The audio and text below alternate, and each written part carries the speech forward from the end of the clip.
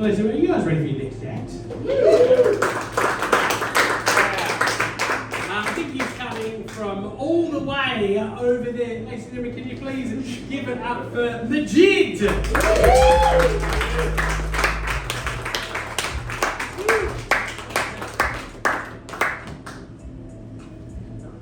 Good evening, binary and non-binary beings.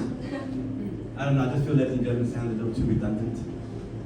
Yes, my name is Majid. Yes, I'm Lebanese, and no, you're all safe because I left my people at home.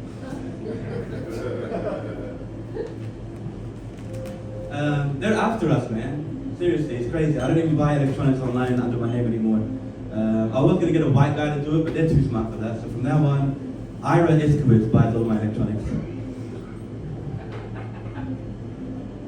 I haven't even opened my beeper. I'm kind of waiting for my son to accidentally stumble on it before I do.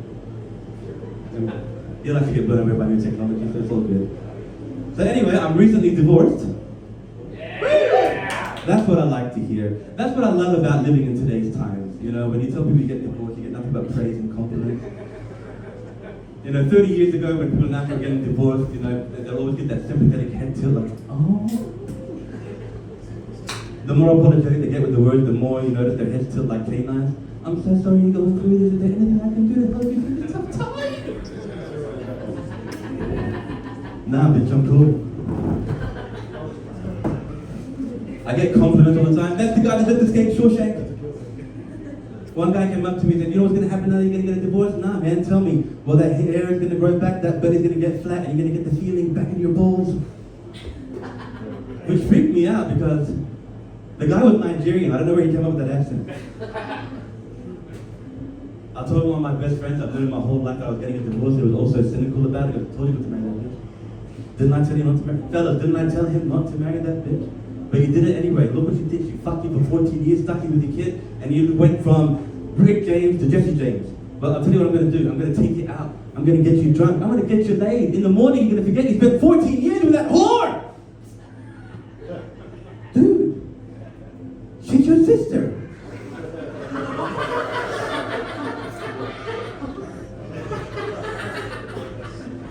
So I did what most guys do when they get divorced.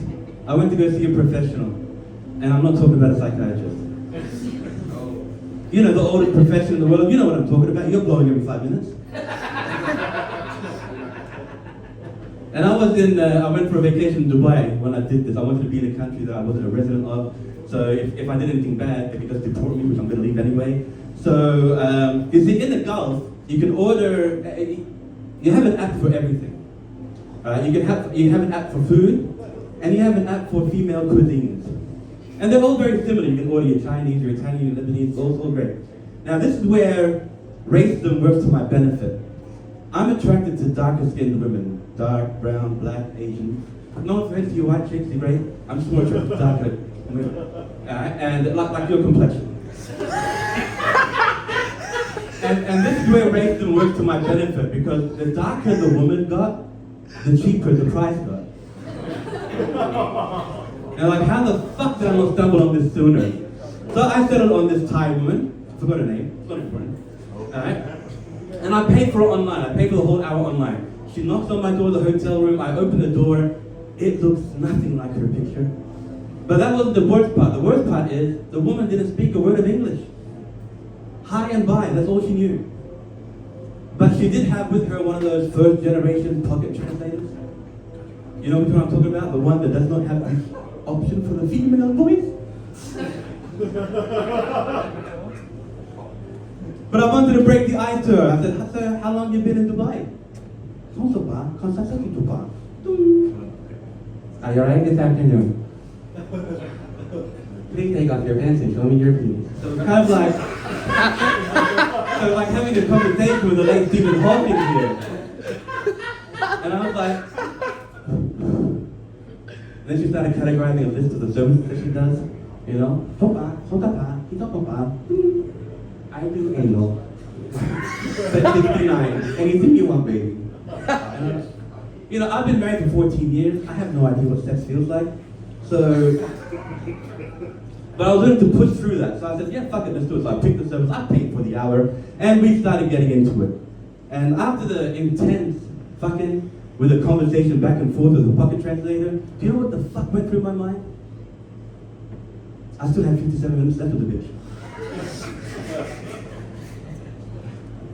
And it was fast because I had so much in store. My ex-wife cut me off for so long. I had so much in store. When I was finished, I'm surprised the bitch didn't hit the ceiling when I was done.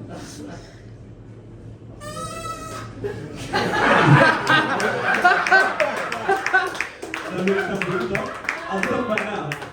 No? I've got another minute and a half if you want another minute and a half. Alright. Now, I'm going to talk about how great I love this crowd. You see, because like when I was doing comedy in Bahrain, this woman saw my act.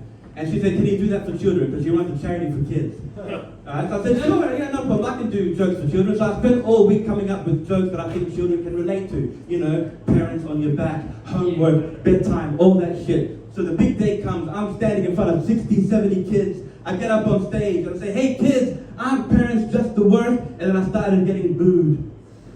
I didn't even get near the punchline. They started already booing me. So I thought I'd reword the joke. So kids, listen, my mother and I, boo, get the fuck off the stage, boo. The woman that hired me, she's looking at me like this. I'm looking at the kids and I'm looking at her. I'm trying to put one and one together. I couldn't figure it out. I said, fuck this shit. That's the last time I do anything for a bunch of orphans again. I don't like to be heckled, so I started heckling them back. Seriously, who are they going to go cry to? Kids, do you know where my mother is? She's at home cooking my dinner. Do you know where your parents are? Yeah, they died in a car accident. That's why you're here. And that's just your lucky one. The rest of you are all here because your parents didn't love you enough to want to keep you. That's why I'm happy that this audience did not heckle me. I got a nice, shocking voice from you. But thank you for not heckling me. I've been legendary and you guys have been great.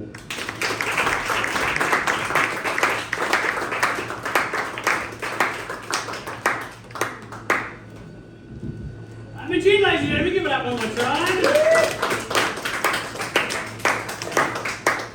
He's off to go home to see his foster kids, I'm sure.